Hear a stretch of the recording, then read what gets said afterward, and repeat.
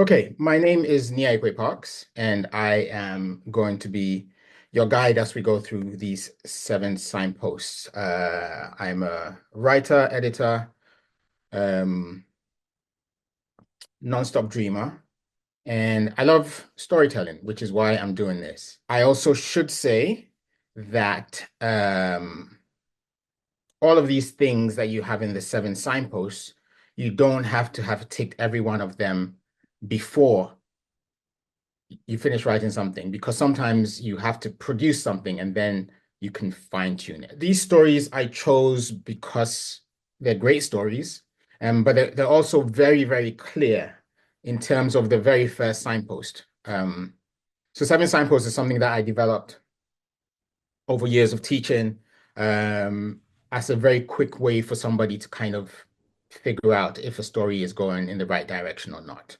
And I found it very useful for teaching at all levels. And what we're going to do essentially today is go through the signposts with the stories. And then at the end, we have a couple of stories that were picked by my assistants at random, which I've just looked at, and we will talk through them, again, using the seven signposts. So if we start with the first signpost, actually, I'm going to be old school and I'm going to read off a bit of paper, and I'm going to take my glasses off because I don't need them for reading, which is one of the blessings that God has given me because I'm a writer. Um,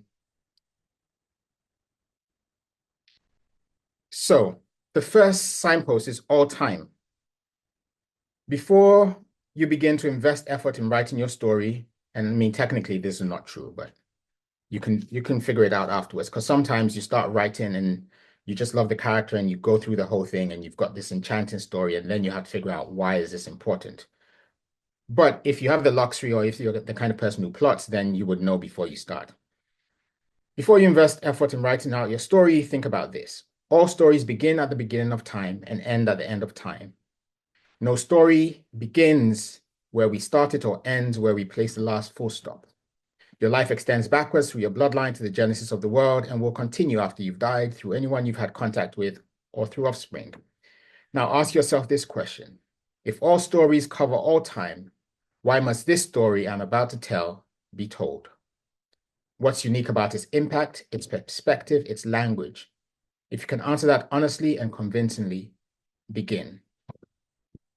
Now, if you look at Vij Donticat's story, Without Inspection, it is very, very clear, right? On the first signpost, because we have, and what's really skillful about this story as well, and we'll talk about how we begin stories as well at some point.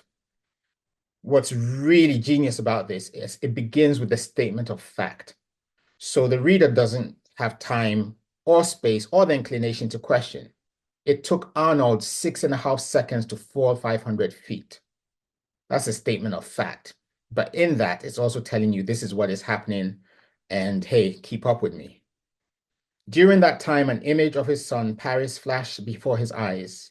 Paris, dressed in his red school uniform shirt and khakis, the day of his kindergarten graduation. That morning, Paris's mother, Darlene, had skipped around the apartment changing dresses as if she were the one graduating. Closing his eyes tightly as the hot wind he was plunging through battered his face, Arnold saw Paris at the classroom ceremony. He saw himself too, standing next to Darlene, who had finally chosen a billowing, sapphire-colored satin dress. He was in the one black suit he wore to everything, to weddings and to funerals. So again, really economical with the language, really beautiful ending of that first paragraph. He's wearing the suit he wears to weddings and to funerals, and he's dying, basically. But it's very clear on the all time, he is plummeting, right? He doesn't have much time, so we have to listen. And then there's a really skillful loop to the next paragraph when he talks about his one black suit, where he says one reason to not own too many things was a cramped two-bedroom apartment, but the other, at least for him, had to do with never wanting to feel bound.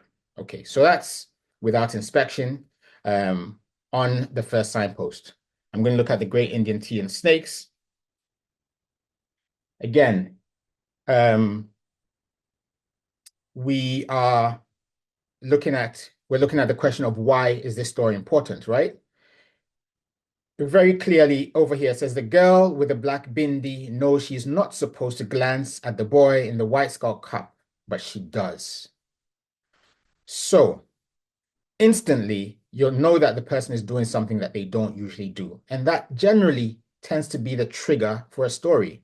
Something happens that does not usually happen. So we know in the kind of quest stories, somebody enters a new world. So your kind of Wizard of Oz would be an example, Alice in Wonderland. So something happens that doesn't always happen, and that begins the story. So with our stories, it is something happens that doesn't usually happen. But then there's a second question, which is significance. What is the significance of this?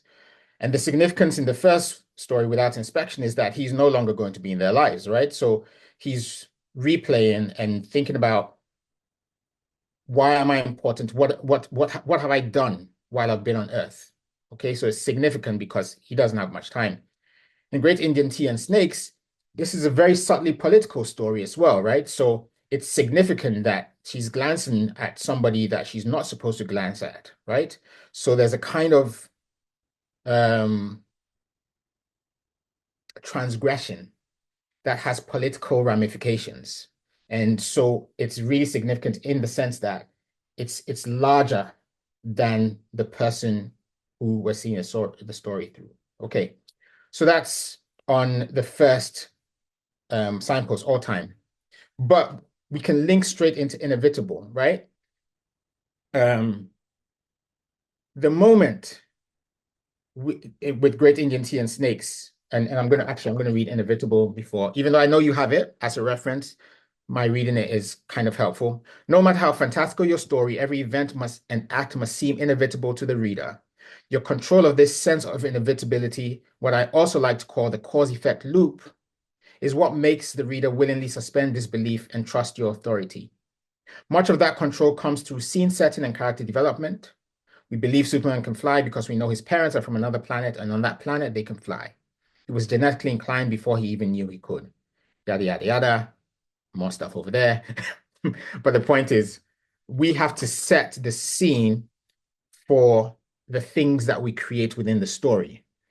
And one of the reasons why I'm doing this seminar, and one of the reasons why I think talking about stories is important, is I believe we all have the tools for storytelling in our everyday lives.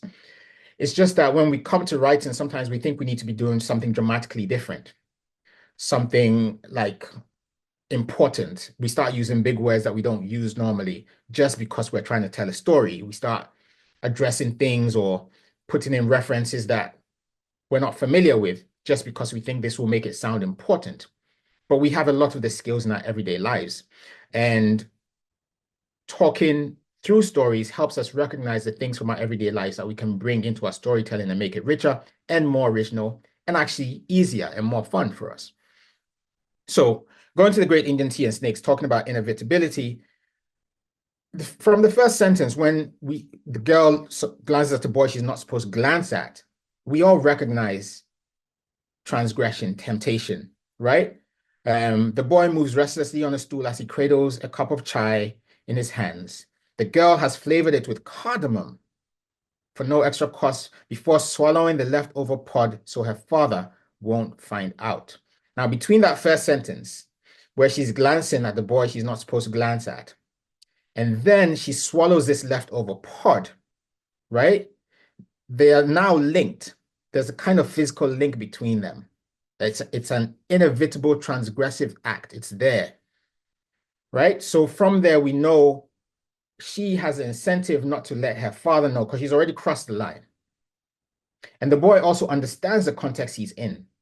I'm going to ask a question. Did anybody go and Google to find out what kima is, or did you know what kima is? Yes, sorry, I had to Google it. I didn't know what it was. Okay. So, but this is one of the great things about a good story, and this is to give you the permission to write from your context and not worry, because people who are interested in a story will do the research.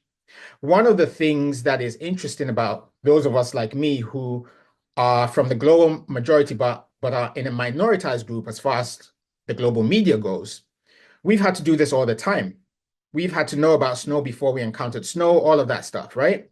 Um, and so now the media majority, which is actually the global minority, have to do that work for us, our stories. Um, and but it goes across the board. There's a time when, men would say you don't read women's stories. I mean, what does that mean? A story is a story, right?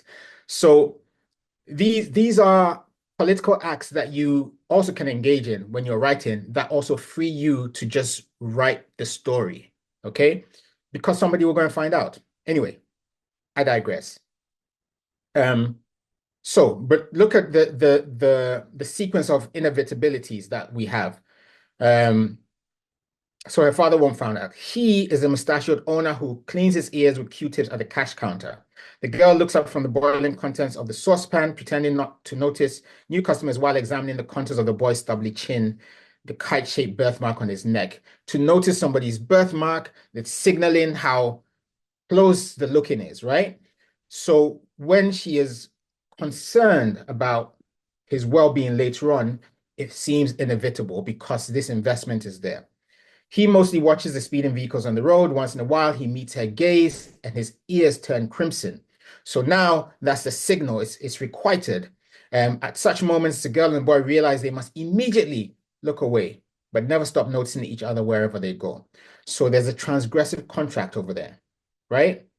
Um, but it's also signaling the environment, saying they're aware of it, they know the dangers of what they're doing, but they can't help it. So there's a great emotional energy, great emotional tension in the story, which also helps. Now, the great thing about stories, it's a bit like when you listen to music and you kind of know, even when you're listening to a song the first time, you kind of know where the chorus is coming, or even if you didn't know the first time, you know the second time, right?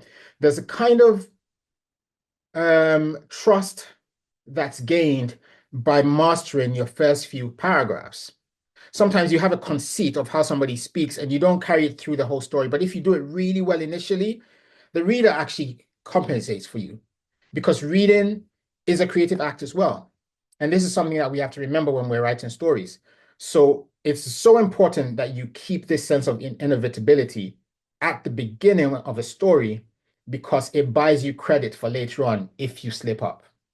So the emotional tension, the kind of narrative drive of this tension is so strong that after that we just want to know because we have these two really interesting characters, this really interesting tension, we have this sense of inevitability, we have a sense of the importance of, you know, how dangerous it is to feel what they're feeling in the context that they are.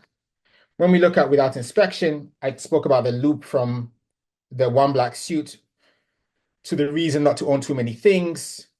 It feels inevitable that that would be connected, right? One reason not to own too many things was their cramped two-bedroom apartment, but the other, at least for him, had to do with never wanting to feel bound. Immediately, that also raises more questions. And so this is how this loop is maintained, right? It throws us something, not too obvious, but it's enough for us to be interested, to want to know more.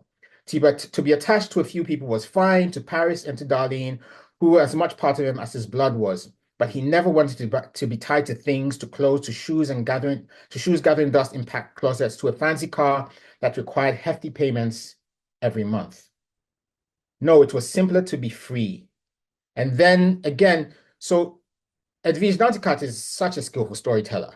The links are both physical, um, they're rational, but they're also in language. So she goes, no, it was simpler to be free. And then the linguistic link, as free as this fall, which he had neither intended nor chosen, this die that had resulted from his left foot slipping off the scaffold, and see how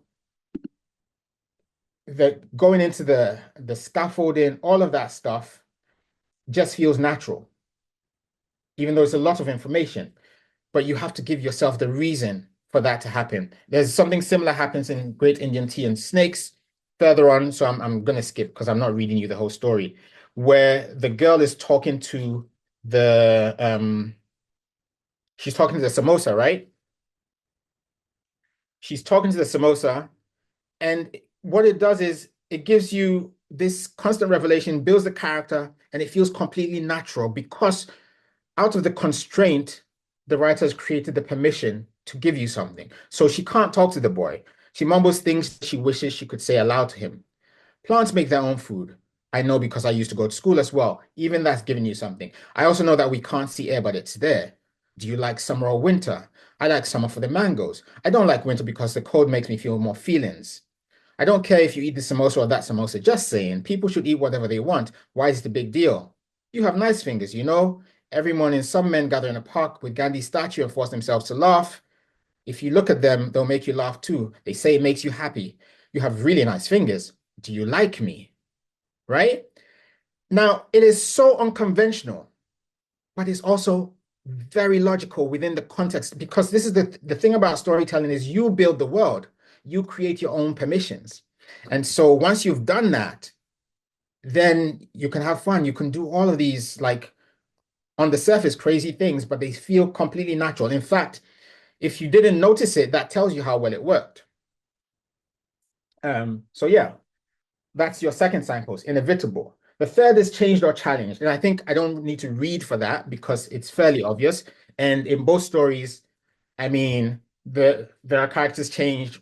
One is by direct death through the protagonist, which is, Arnold falling, who falls. And then the other is through grief because the boy dies, the girl lives, but she lives in grief, right? So she has changed. Also, she physically starts to consume the samosa she's been forbidden to eat.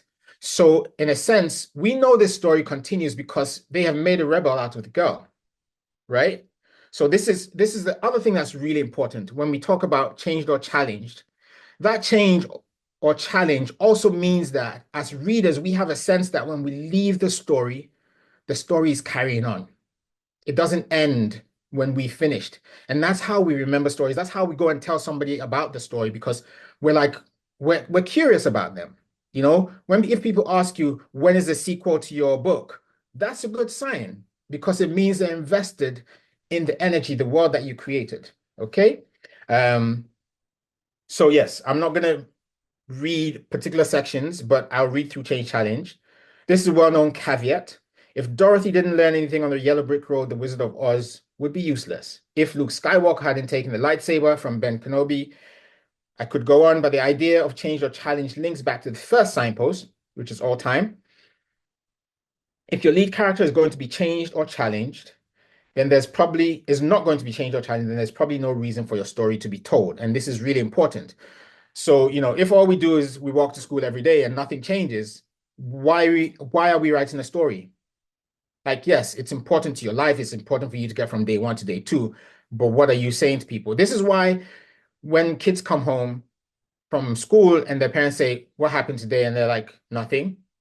Because actually, and parents will be like, "No, but what subjects for the kid? They're doing this every week. It's boring. It is there in their world, it is boring. So they're not going to tell you.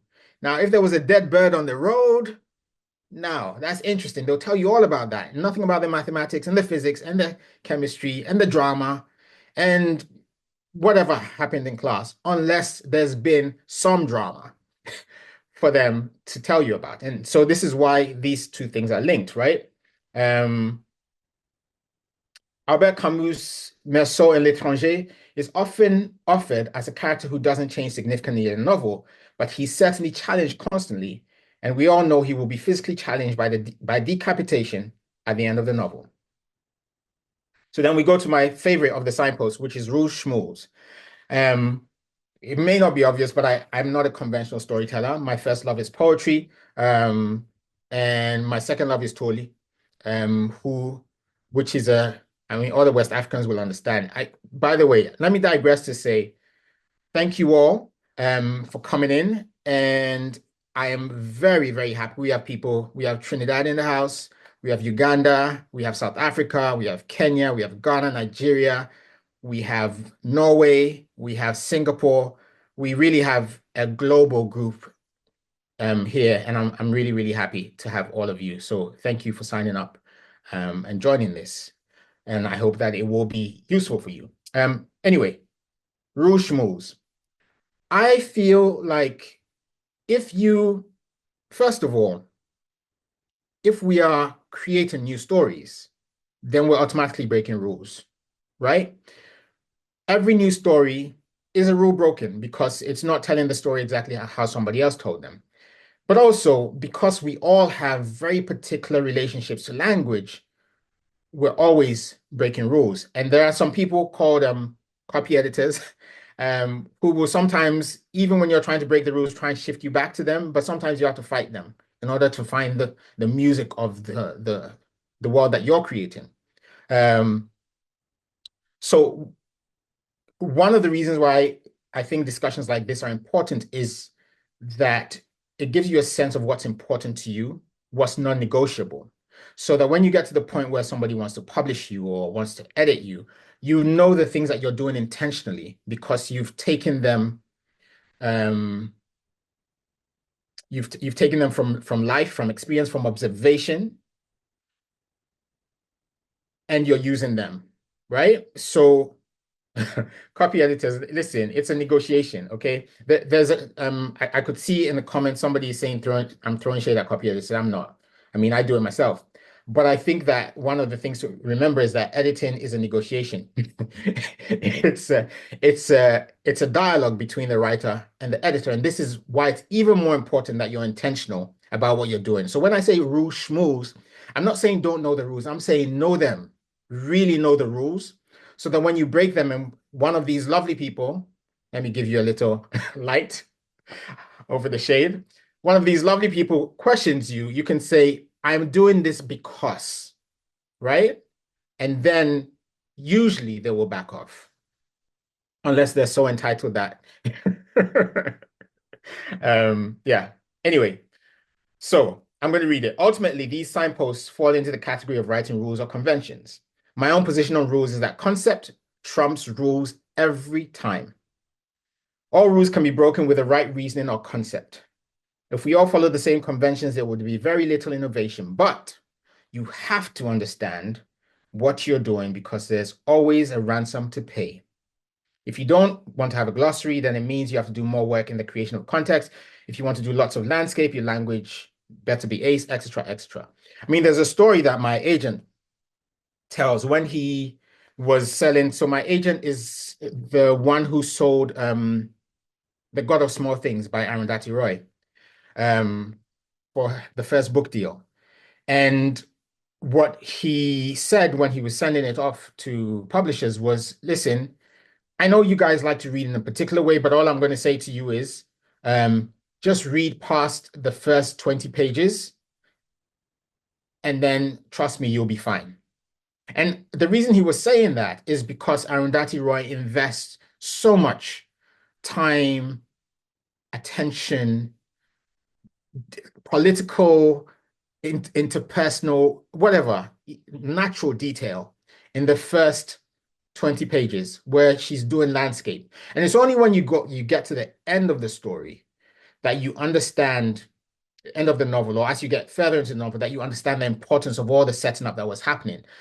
But if you're looking for a payoff immediately, you're not going to get it. But for me, and I'm glad he made the argument. For me, the language is so beautiful that I didn't need plot at that point. I wouldn't have been one of the publishers he'd have to say, just get past the first 20 pages, because I was happy to stay in those 20 pages. Because, I mean, I remember like going back and rereading the line about, the hedges growing and boundaries blurring, right? I was just like, I mean, this was before drones, right? So to see that takes real imagination to see how hedges blur boundaries. It takes imagination because you're normally looking at them from the bottom. In this age of drones, that line wouldn't have the same kind of, like really gut punch effect as it did when I read it back then. So it's all of these things. Break the rules, but know the rules. Um, and quite frankly, given the canon that we have and how male and big-bellied and white it is, if we didn't break the rules, we wouldn't have interesting stories. That's just my Take. Sorry. Um, Speaking of which, character's own language.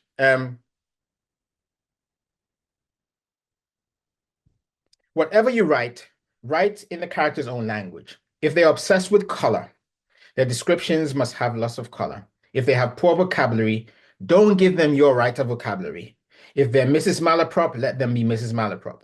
Also, remember that means that they will not be inclined to describe their own environment. This relates to what I said about school kids, right? And school being boring. One of the things that I mean, I've been working in publishing for a long time. Certainly on a larger scale, I'd say 24-ish years.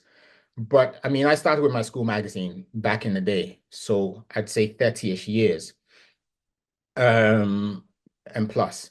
But one of the things I noticed being in the West is how when writers from Latin America or Asia or Africa write, European editors are like, where are the colors? It should be much more colorful than this. Now, this is the thing, right? Like we have actual light in the places where we grow up. So like colors are not like such a big deal to us. Like I don't need to show you yellow and red and green everywhere so you know I'm writing from Africa. No, because that stuff's around me. It's mundane. So it's not what I'm focusing on, right? When European writers when European writers go to places like this, they're all stunned. And so when they come back and they write about these places, they write about it in this really like it's like a painter that's just gone wild on smack and like just throwing stuff around their studio. It's really like mad. So um so they'll say to you, I mean, they would say like, to writers from these places in global south, let's call it, it's not colorful enough, it's not colorful enough, it's not colorful enough, until these writers then start doing it for them, and then it becomes the way that you're expected to write when you're from these places. But because it's their own language, it's their own space, that stuff is actually not the stuff that they'll be looking at. And certain editors need to stop doing that. But yeah, so when I say own language, it's all of these things that we're talking about. So remember that means they won't be inclined to describe their own environment because it's mundane to them. So if you want to describe their environment, think of what compensations you have to make. Change of point of view, a conceit of self-introduction, a neurotic character. Again, so we go back to that section in Great Indian Tea and Snakes where she's talking to Samosa, right? That's her introducing herself. She's talking to Samosa. I mean, now who would imagine that? But it does the job. And it's very much her own language because that's her context. All she does pretty much all day is fry samosas. So why not talk to them? Why wouldn't they know her deeper secrets, right?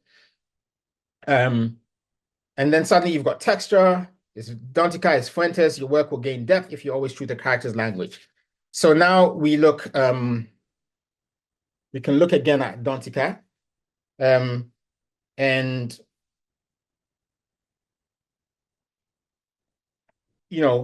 this is a man who's fallen and he's talking about what's happening to him. But it's very much I mean, he goes out of that perspective of falling, which is really elongated, and he goes in and out, but always the way he comes back in is very much within his own language, his own experience. Because when we talk about language, it's not just words, it's physical posture, it's the eagerness somebody has to speak. It's just how they relate physically to people. Are they hugging people? Are they not hugging people? There's some countries in which when you hug, it's a big deal. Some countries in which it's not.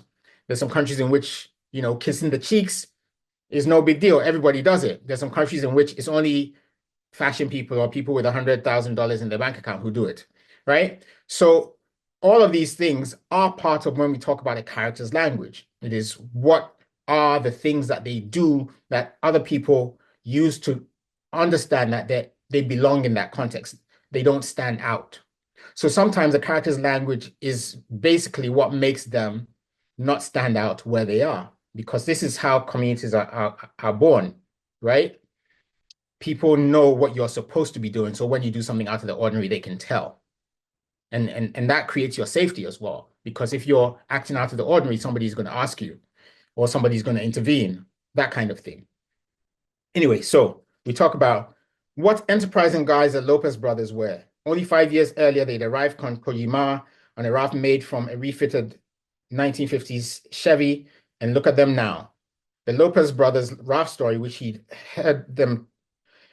once heard them tell to another Cuban while he was waiting for his breakfast, has reminded him of his own landing, which was also different from theirs. Now, see how even in the things that he picks up when other people are having conversations are related to his traumas, right? Because he landed on one of these rafts, boats, and he almost drowned. So when people are telling these stories, that's what he's drawn to. That's what tells you the character's own language. He's not thinking about their wealth. Yes, he's thinking about how well they've done, but he's thinking about the landing, because landing stories are always going to be important to him, which is something he actually shares with Darlene, because when Darlene saves him, he eventually finds that she also landed in the same way. So they have that resonance. So when we talk about the character's language, it's a breadth of things. It's not just words. It's not just the language. And again, the really skillful transition from the Lopez brothers. So he's fallen, right? He's fallen. He talks about how he only had time to eat a guava pastry and a cup of coffee from the Lopez brothers. Then he talks about the Lopez brothers. Then they're landing. And then, like, just smooth as butter, it goes to Darlene had been the only person sitting on the beach in the pre-dawn light. So now he gives you the history. He doesn't give it to you too early. So you come into the story, you understand he has a relationship with Darlene, that he loves her and her child. We don't know if his own child at the beginning, but now he gives us the history. So all of these things are ways of making us invested in the story. So the juxtaposition, the timing of information is also really important in this kind of cause-effect loop that I keep talking about. What have I dropped? I've dropped something. I was gonna, and then I mean, Great Indian Tea and Snakes is we get a lot more of the examples of your own voice because there's so much more dialogue in it, right? And you notice how there's these workers, the way they talk, how coarse they are, how the boy who's a little bit more educated has certain references, but still knows how to relate to them. He doesn't talk to them at the level that he can. He talks to them at the level that they need. And this is another thing that's really important for us to learn. So we're looking at it in dialogue, and we see it every day amongst ourselves, how we will describe the same thing differently to a grandmother, to a cousin, to a niece, to a close friend. So we have these registers. It's the same information, we deliver it differently. However, sometimes when we come to the page and we're writing the story, we want to deliver it in a very particular way that we think we saw Dickens do once, or something like that. Dickens has nothing to do with us. Yes, he's there. We've read his stories and we like them. They've been important to us in some way, whether it's to tell us what not to do or what to do. But when we're creating our own stories, we are in charge. Okay, so we get to begin to unpack things and use our own language. And that language does include things like the light. Just what we will notice about, so how strange we will find it. So, I mean, one of the things I find really strange in England, even though, I've adapted to it, is to see like a really old person who's bent in half going shopping and nobody's helping them. Like, I would struggle so hard to see that in West Africa. I would struggle so hard to see that in East Africa. In the places I've been I've been to Peru, I've been to Argentina. I would struggle to see that there too. Mexico, struggle to see that there. St. Lucia, I would struggle to see it there. Like, but it's a norm in England, right? So all of these things contribute to what is language. So what is the character going to notice as odd? And that tells you. So sometimes when a character is displaced, that gives you a great opportunity to describe the world. And this is why when the Europeans go to the global south, they talk about all the colors because they're displaced, right? Now, the only thing that doesn't work is that, is try to combine this displacement with an authority. So, it's like, I've never really been here, but I know everything about it. Ah, that sound is a trademark sound, and I'm not going to go into it. Um, but I hope you understand what I'm saying. Anyway, so own language, we see it. So we have um he talks to the laborers, does it pay well? And he says what it pays him, 600 per month. And they say for watering flowers. I mean, that is laborers' language anywhere, right? Because they can't understand how they can put so much physical effort into their days and get so little, and somebody can do less than them and get more. That is the language, even without the actual um Hindi that is over there afterwards, right? And then you've got when the girl meets the boy away from everyone else, again, the register in the communication changes. So when we say own language, I think it's really important that we don't also get stuck in, okay, I found a particular register for my character, and that register is going to go right through the story. It's so important that when we think of own language, we also think about it in context. Where is the language being used? How is it being used? In a loud space, you're not, if somebody has like a very even tone, in a loud place, they're going to have to shout. That's going to change something, right? Or if they go into like a doctor's surgery or something, they need to whisper. All of those things are going to affect what they say, how they say it, because often when we're whispering or when we feel we have to say something in secret, we start to summarize. We don't go in detail because we know we can't talk for long. So that's also going to change the vocabulary that we use. It's going to change the shortcuts that we use. So I think it's really important when we're telling stories to understand the dynamism of a story, that it is not a static thing and it's got all of this movement going around in it. And when we talk about that language, we will also come into something called something called choreography. I mean, which is basically, how things make sense, how people move, how people coordinate and interact with other people. All of that stuff is really, really vital to understand and to use. So we're going to go to the next, which is everything working. So this is really about brevity and accuracy. And not necessarily brevity, because you can have very long novels where everything is working. You can have very long sentences where everything is working. Um, so it's really about the concept of, does this need to be here? One of the things that I love about Cat is I don't feel like there's many wasted words in her work. You know, um, it's very, very, very skillful. And what that does, and when we do the discussions, there was two examples that were sent to me to talk about. So one of the reasons I'm kind of going through this fairly quickly is that I want us to have about 15 minutes where you can ask questions, because ultimately, like I said, I think discussion is really important to a writer's craft. And then we're going to go through those stories and unpack the things that are working and not working. Um, but there is this economy, and what economy does is it adds authority. And when I say economy, again, I'm not talking about the overall length. It's about how apt every sentence, every word is. And this comes again through this process, which I said at the beginning, I'm really invested in, which is editing.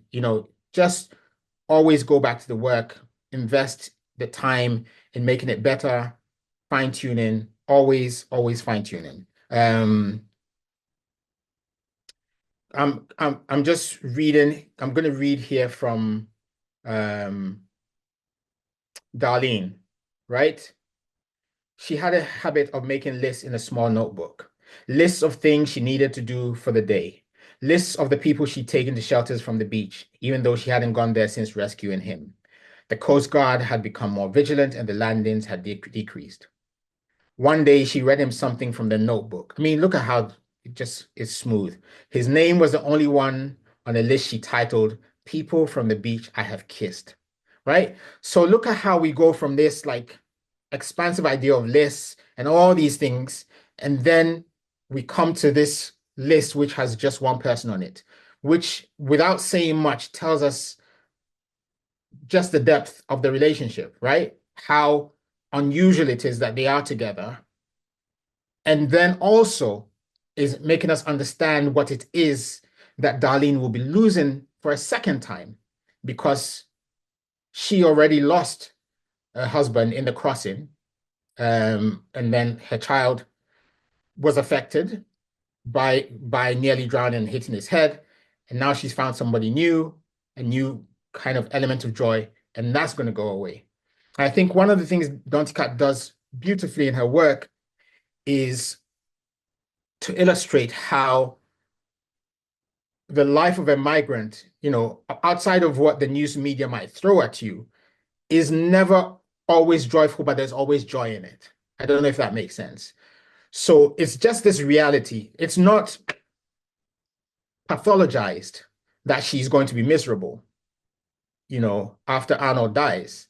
But the sense is there. This is what happens. People come and people go, and like she's going to have to keep going. And there's a realism that comes with that that is very relatable. Okay. So that's the real economy over there. And then we talk about no perfection. And that's really just to give us first permission to have fun and to understand that the first draft doesn't have to be the final draft. And nobody will ever know if you don't tell them. And this is a great thing, again, about being a writer. Nobody knows how many drafts you did. You can literally do 10,000 drafts, work on a story over 12 years and say to somebody, oh, I just wrote that yesterday. And they'll call you a genius. I mean, you might feel a bit like a fraud, but, they might buy you a drink. That is literally the license we have. So I encourage people to just play, like just honestly, just explore ideas. And these days, people don't write longhand anymore. So it's not like you're wasting paper. You just like type up versions and versions and versions and versions and revise them and revise them and revise them. And that should give you lots to play with. Yeah.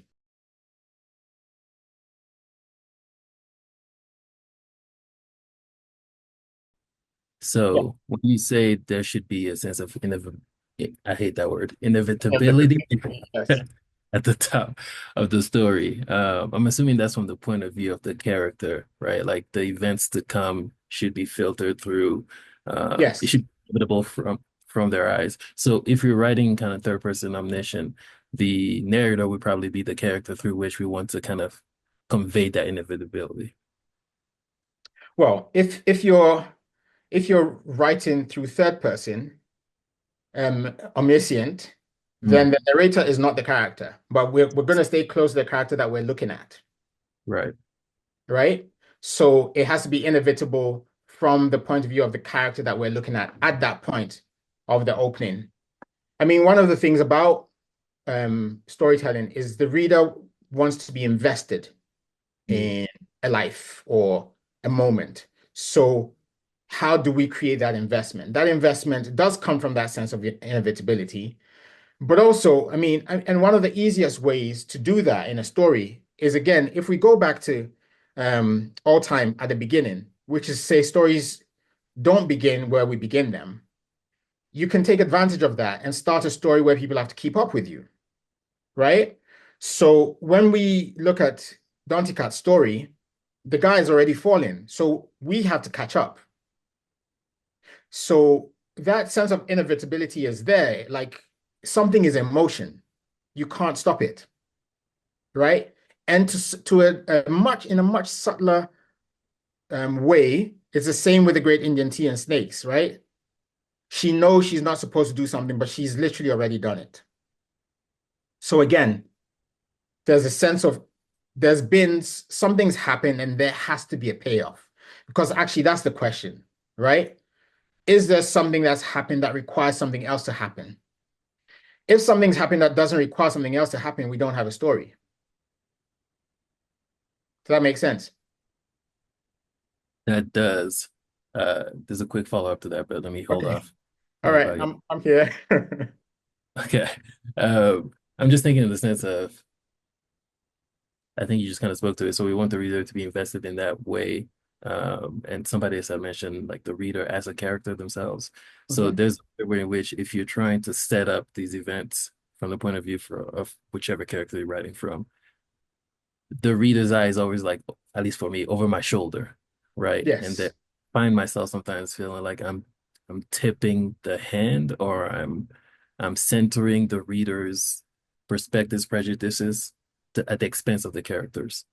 I know that sounds a little pretentious, but I just mean Yeah. Well, yeah. Well, I mean, I think what you want to go for is you want the reader to be eavesdropping, okay. right? So the characters in their own world and the reader's eavesdropping because you can't see. This is the thing about readers. There is no steady reader. The same reader reading the same story 2 days in a row is going to feel differently. So you can't control that. So like allow that. Like just let that go. Yeah. That you cannot control. It's absolutely nothing to do with you. Somebody could have yelled at them. They could have had a bad coffee, whatever. You literally, there's nothing you can do. So tell the story. Be true to the character. And that's what will take you. Perfect. Thank you. All right. Hi, good All right. evening, and thanks for the session. So the question I have is related to um, description versus the narration. So, for instance, in the Edward Danticat story, Yeah. he has a way of, skillfully weaving the dialogue with the, description of the characters, which is something that I have personally struggled with. So, um, in some cases, I find that I tend to do a lot of description for, character profiles and all that. How do you know you're not doing too much? Where do you draw the line? Where do you draw the line in description? Yes, in description, because most of the stories I read, especially really good stories, I see a lot of description. Mhm. Um, Perhaps I'm still building that skill, but I'm just wondering, in some cases, I get feedback from editors that probably I have too much of description. And so I'm trying to see how, Yeah. I could still maintain that style, but then make it more, what do you call it? Yeah. Interesting or interactive for the reader without So, losing them in their description. I mean, I'll come back to the same thing I just said. The reader is not the one who's really important at this point. The description that you're doing, is it related to the character at that point and what they're doing? Or is it just you trying to set a scene?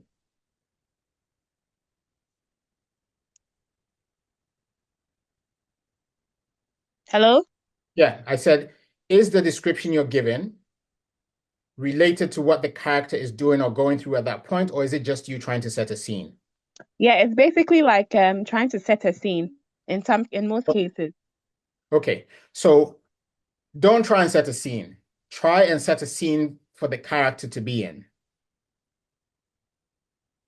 Does that make sense? So Mm-hmm. rather than saying, the sun was high, the fields were open, which I mean, could be some landscape painting, is set the scene for the character. So Fabiola walked outside and blinked.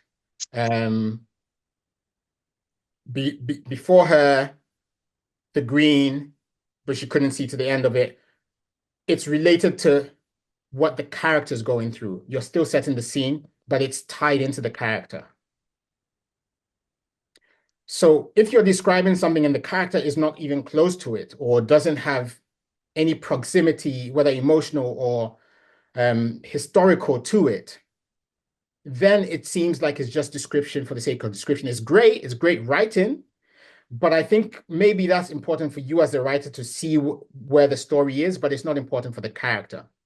And again, so this is where we come back to editing and going back and editing stuff. I do a lot of that stuff when I'm writing because I'm a very visual writer. I need to see the scene where the characters are. But I understand that I'm doing it in order for me to see it so that I can put them there. Once I put them there, I think of the things that they need and the things that they don't need, and whatever they don't need goes out. Mm, Does that make sense? yeah. I guess practice makes perfect, so I'm still Well, getting a hang of it. yes. And okay, so one of the other things, and this is for everyone, one of the things I really encourage is forensic reading. When you read something by somebody who's done something like that well, go back, reread it, see why it's working, see how it's working, and think of how you can do a version of that in your own work, right? So always, I used to keep a notebook. Anytime I saw something like that, I would write it down, and I just look through it for inspiration all the time, and it would affect, my own writing as I went along, because being observant of these things makes you, first of all, learn them, but also it makes you start to notice it more in your own writing, or it makes you notice when you're not doing it as well. Okay, I think I Okay. have time for maybe, I hope that answers the question. Yes, it does. I'm struggling right now with figuring out tone, Okay. and I'm really curious about how you like approach tone when in the process of writing versus editing versus rewriting, you start to think about the tone. Yeah. Okay. My number one hack for tone is reading out loud. And also when I feel like I'm not quite getting it, I test it out on friends. I mean, it doesn't help me keep certain friends, but I I know the friends that are more valuable to my job. Tone is a very difficult thing. Tone is a very difficult thing, and so don't despair or feel like it's something that you're doing wrong or something. It's something that we are constantly, and this is another thing about our particular métier. It's a lifelong learning journey. Like every writer, I hope, is always getting better or should always be trying to get better.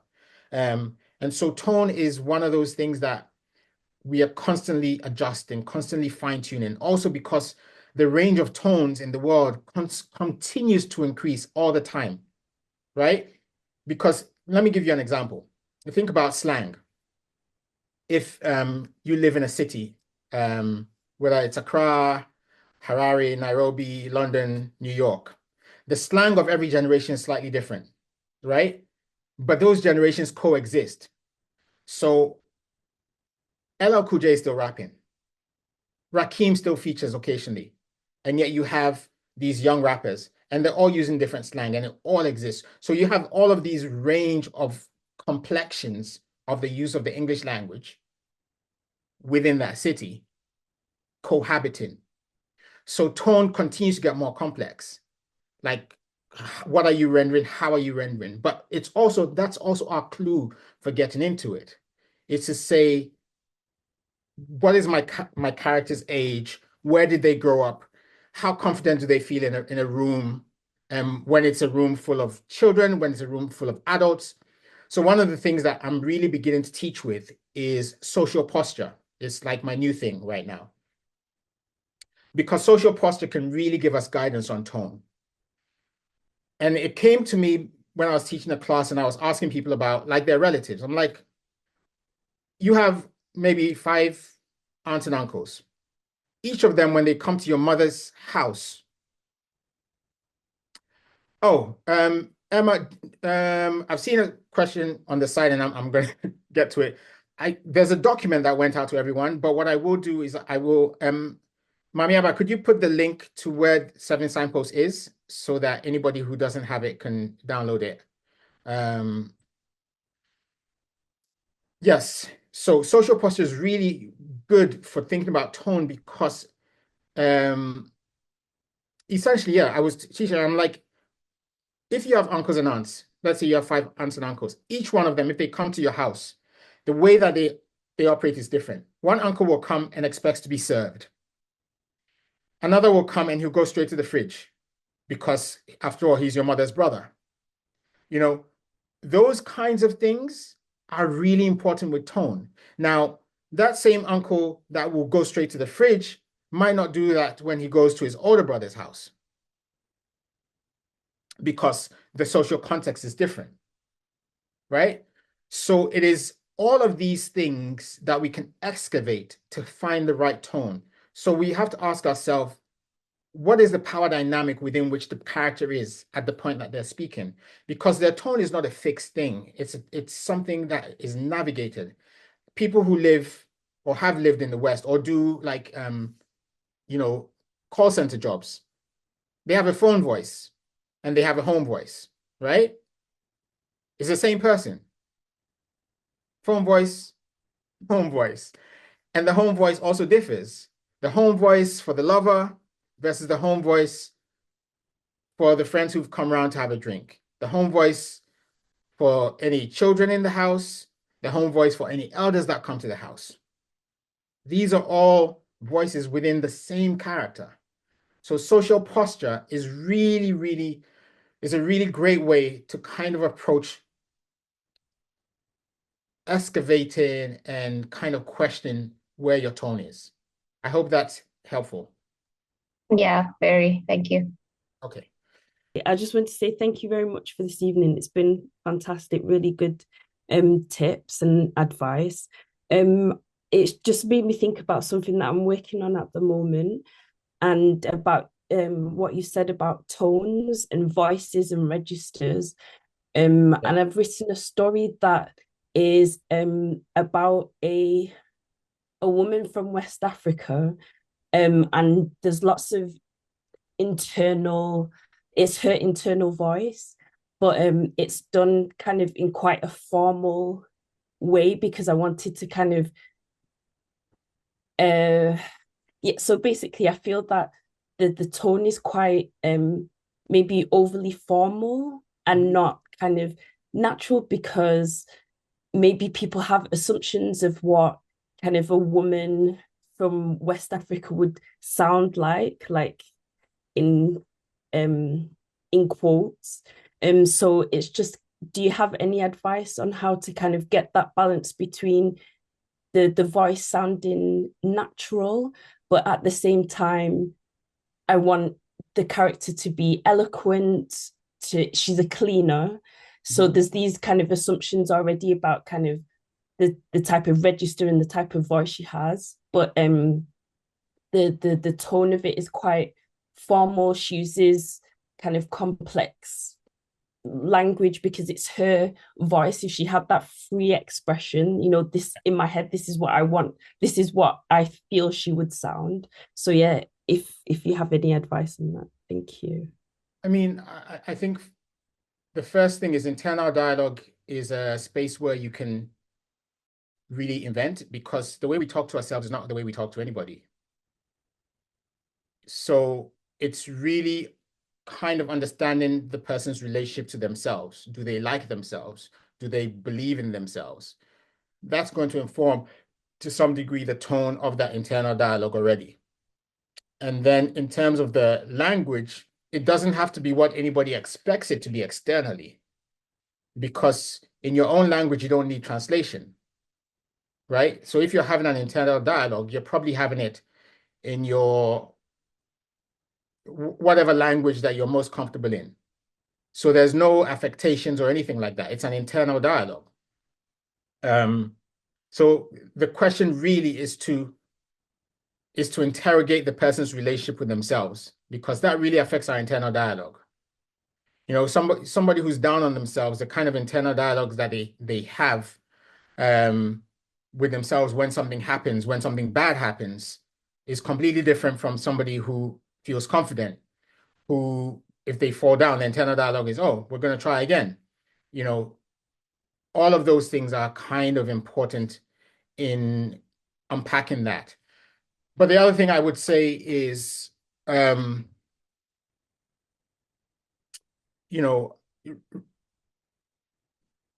What was the last thing I said? I don't use a script, so I really did I say something about I said internal dialogue. Oh, the relationship with yourself. Yes, your relationship with yourself affects what your internal dialogue is like. And so that can affect what it's going to sound like. But I think the other thing is